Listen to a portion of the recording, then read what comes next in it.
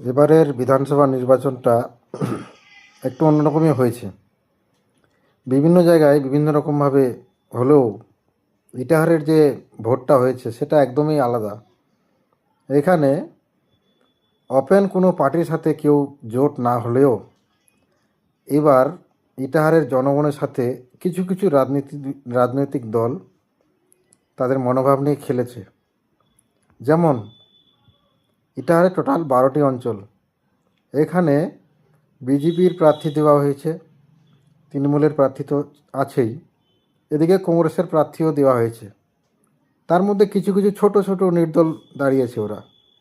এবার কথা হচ্ছে যে কিছু কিছু নির্দল পার্টির উদ্দেশ্যই ছিল যে ভোটটা কাটতে হবে, অমলা রাজ্যকে ফায়দা পৌঁছাতে হবে।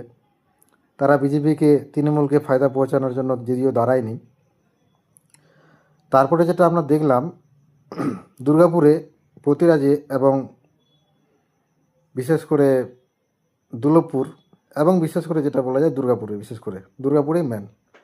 এখানে কি করেছে এরা, বিজেপি প্লাস কংগ্রেস এরা জোট, যেখানে কেন্দ্রীয় সরকার আর কেন্দ্রীয় যেটা রাহুল গান্ধী মানে কেন্দ্রীয় সরকারের যেটা চরম বিরুদ্ধে যারা লড়াই করে রাহুল গান্ধী, এক কথায় কংগ্রেস, জাতীয় ন্যাশনাল কংগ্রেসের সঙ্গে ভারতীয় জনতা পার্টির কোনোদিনও উপরে তালমিল নেই, তারা চরম লড়াই করছে উপরে। কিন্তু আমাদের ইটাহারের খেলাটা একটু অন্যরকম। ইটাহারে হয়ে গেছে কি, বিজেপির সঙ্গে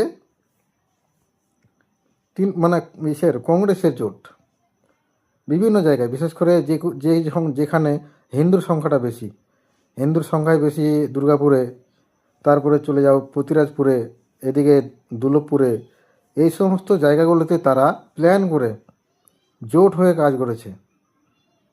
এবার কথা হলো যে বাকি যে জিপিগুলো রয়েছে, বাকি সেই জিপিগুলোতে কেন করা হলো না? তারা এই সাধারণ মানুষ যারা ভোটার কর্মী তাদেরকে নিয়ে একটু হলেও তাদের মনোভাব নিয়ে খেলেছে। এটা যদিও তাদের উচিত হয়নি। ভোটে লড়াই করতে গেলে নিজের একটা দম, নিজের একটা কর্মী ও সংগঠন নিয়ে দাঁড়াতে হয়। কোথাও আবার জোট নাই। এটা এটা একটা কীরকম ব্যাপার হয়ে যাচ্ছে। এইরকম নিয়ে এবার ইটাহারে ভোটটা হলো। যারা দুর্গাপুরে যারা বিজেপিকে ভোট দিয়েছে তারা ঠিক ভোট দিয়েছে।